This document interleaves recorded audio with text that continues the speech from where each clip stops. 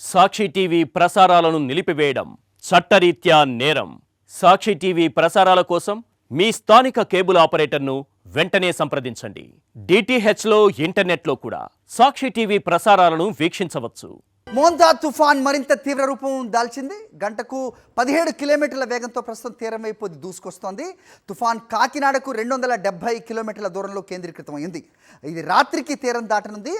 తుఫాన్ ప్రభావంతో సముద్రం అల్లకల్లోలంగా మారింది.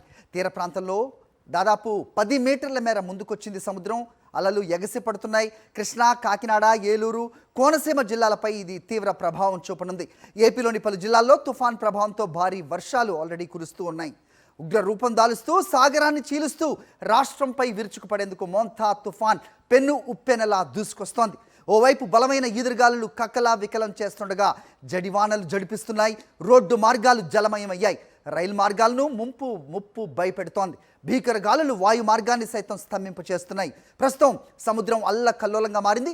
ఏపీ తీర ప్రాంతం అంతా కూడా తుఫాన్ అలజడితో వణికిపోతోంది. అలలు ఉవ్వెత్తున ఎగసి పడుతున్నాయి. పలు చోట్ల సముద్రం ముందుకొచ్చింది.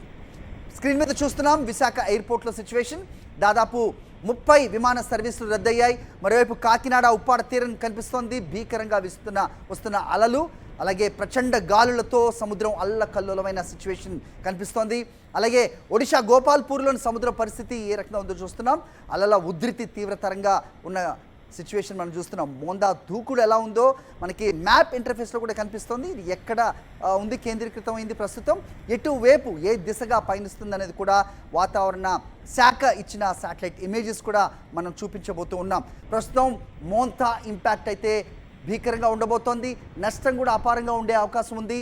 సో ఇది తీరం దాటే సమయంలో అయితే 100 నుంచి 110 కిలోమీటర్ల వేగంతో గాలులు వీస్తాయి. కాబట్టి తీర ప్రాంత ప్రజలు అప్రమత్తంగా ఉండాలి.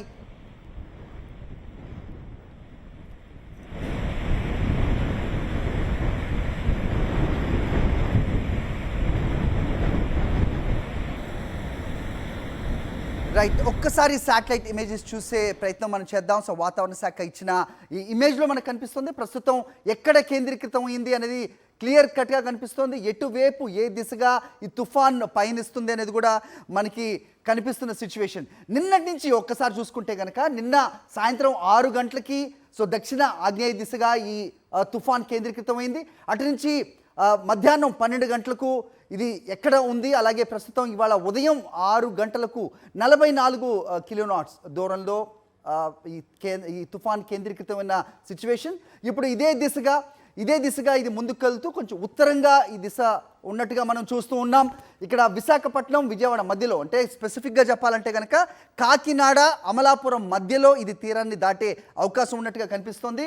ఉప్పాడ ప్రాంతం దీనికి చాలా ఇంపాక్ట్ అయ్యే అవకాశం కూడా కనిపిస్తుంది. మరోవైపు ఇది కొంచెం ఉత్తర దిశగా పయనించినట్టయితే కనుక గోపాల్పూర్, ఒడిశా గోపాల్పూర్పై కూడా దీని ప్రభావం ఎక్కువగా ఉండే అవకాశం కూడా ఉంది అనేది మనకి తెలుస్తూ ఉంది.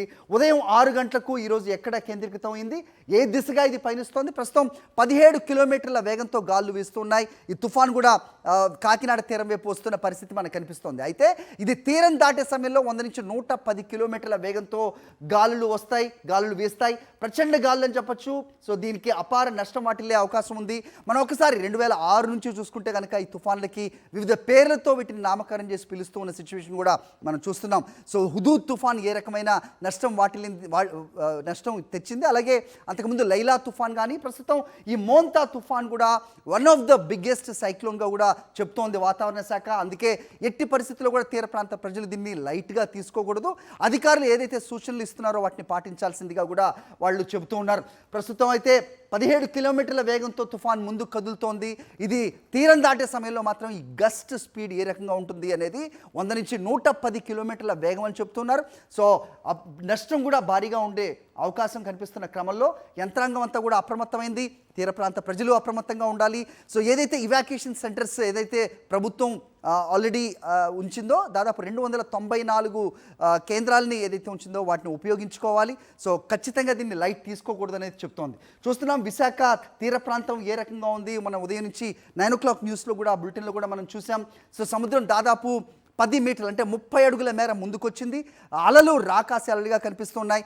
అల్లకల్లోలంగా కనిపిస్తున్న కాకినాడ విశాఖ తీర ప్రాంతాన్ని కూడా మనం చూసాం. ప్రస్తుతం దీని ఇంపాక్ట్ ఆంధ్రప్రదేశ్ యావత్ మొత్తం ఉన్నా కానీ ఉత్తరాదిన అంటే ఉత్తర తీర ప్రాంతం నుంచి నెల్లూరు వరకు కూడా దీని ఇంపాక్ట్ కనిపిస్తోంది.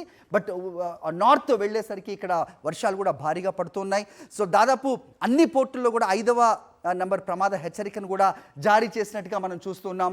సో రైట్ నౌ ఇప్పుడు కరెంట్ సిచ్యువేషన్ చూస్తే కనుక సో దాదాపు 17 కిలోమీటర్ల వేగంతో తుఫాన్ కాకినాడ తీరం వైపు వస్తోంది. అమలాపురం కాకినాడ మధ్యలో ఇది తీరం దాటొచ్చని చెబుతున్నప్పటికీ సో ఇది ఉప్పాడ తీర ప్రాంతం మీద చాలా ఎక్కువగా ప్రభావం ఉంటుంది. ఒకవేళ ఇది నార్దర్న్ దిశ మార్చుకున్నట్టయితే కనుక ఒడిషా గోపాల్పూర్ ఏదైతే ఉందో దాని మీద కూడా ఇంపాక్ట్ బలంగా ఉండబోతుంది అనేది వాతావరణ శాఖ చెబుతోంది. సాక్షి టీవీ ప్రసారాలను నిలిపివేయడం చట్టరీత్యా నేరం. సాక్షి టీవీ ప్రసారాల కోసం మీ స్థానిక కేబుల్ ఆపరేటర్ని వెంటనే సంప్రదించండి.